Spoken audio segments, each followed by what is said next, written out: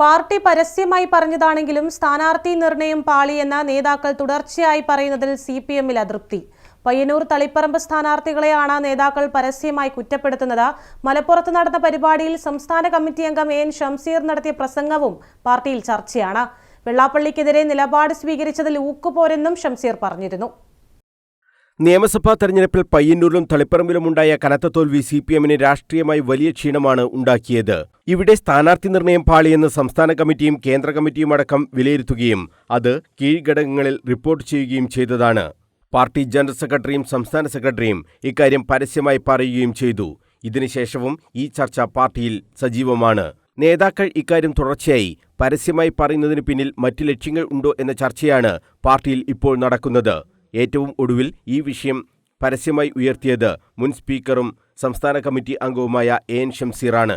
പയ്യന്നൂരിലും തളിപ്പറമ്പിലും സ്ഥാനാർത്ഥി നിർണയം പാളിയെന്നും വെള്ളാപ്പള്ളിയെ തള്ളിപ്പറയുന്നതിൽ ഊക്ക് പോരെന്നുമായിരുന്നു മലപ്പുറത്ത് നടന്ന ചടങ്ങിൽ ഷംസീർ പറഞ്ഞത്. ഞങ്ങളുടെ സ്ഥാനാർത്ഥി നിർണയം പയ്യന്നൂരിലും തളിപ്പറമ്പിലും പാറി.